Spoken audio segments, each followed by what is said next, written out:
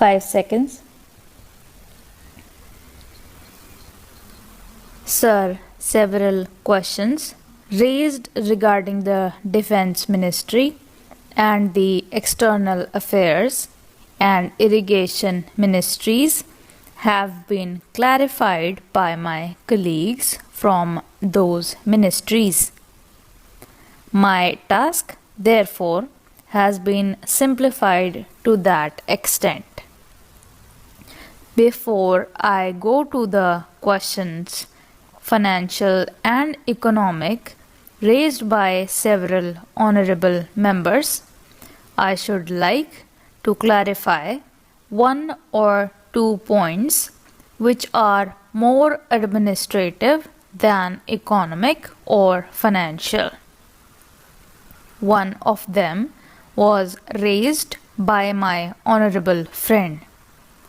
He raised the question about the recruitment by the assistant superintendents, departmental competitive examination, and particularly about the examination held in 1960. He said that about rupees 6 lakhs were spent for the 1960 examination, and later it was declared that no vacancies were available.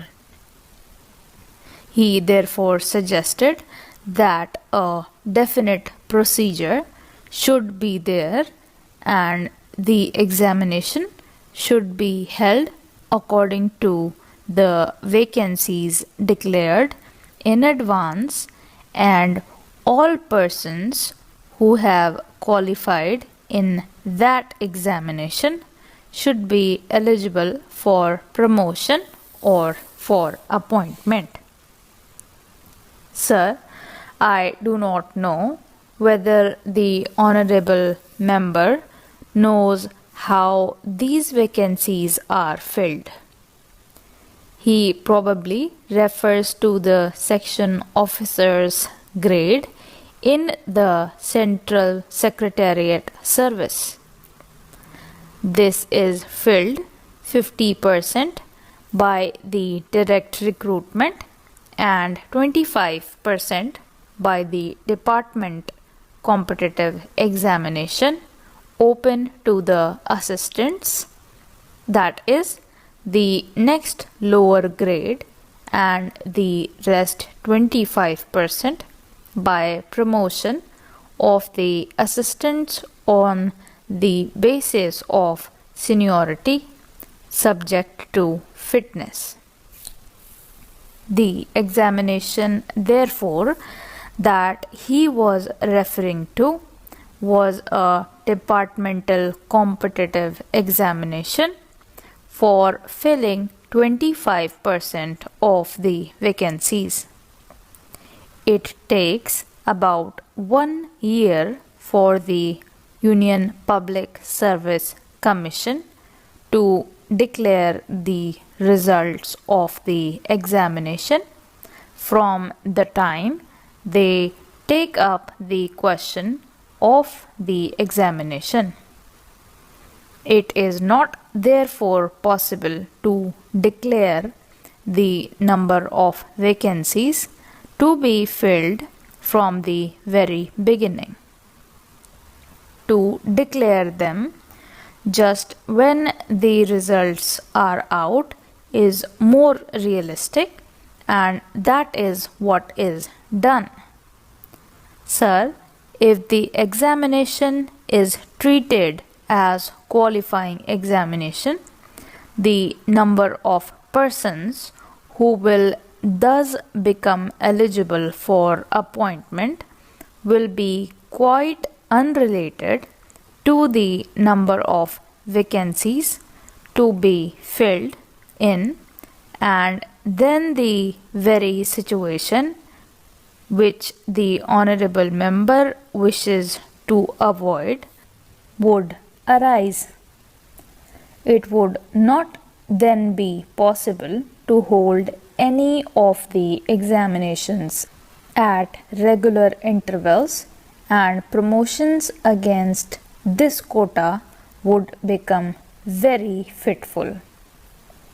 The honorable member also suggested that the rules for recruitment and promotion, etc., should be uniform for all ministries, whether participating in the Central Secretariat Service Scheme or not. It must be, and this is so, except for the Ministry of External Affairs and the Railways. These have different rules, but these rules are very much similar and there is not much difference. But because these persons are recruited for different purposes and by different agencies, they are separate. Therefore, his purpose in saying that there should be uniformity is almost carried out. The only difference is that the Ministry of Home Affairs does not control the services in these two ministries.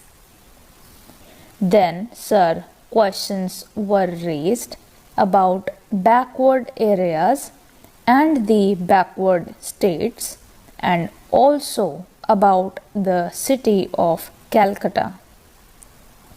If the budget is properly scrutinized, it would be found that assistance is provided for the states, particularly the backward states, and the Finance Commission, which assesses the overall requirements of the states, takes this into consideration and makes its recommendations, which are carried out every time the Finance Commission's recommendations are received, and they are received periodically according to the Constitution. Sir, I would like to give the total amount paid to the states on this account.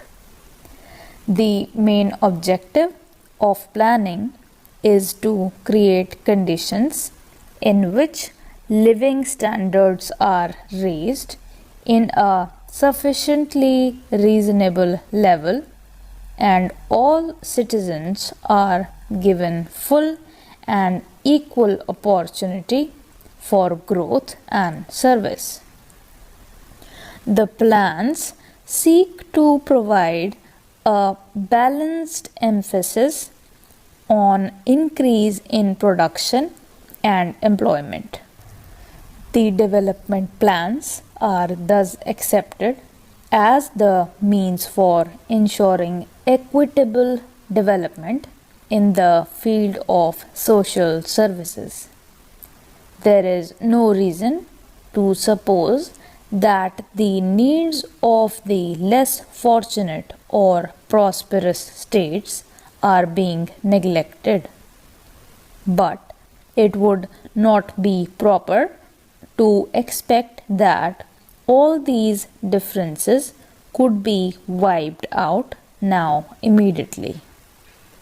It must be seen whether we are going towards that very end or not. We are deliberately going towards that end, and we hope and trust that in course of time these inequalities would be wiped out, if not completely wiped out, at any rate they would be lessened.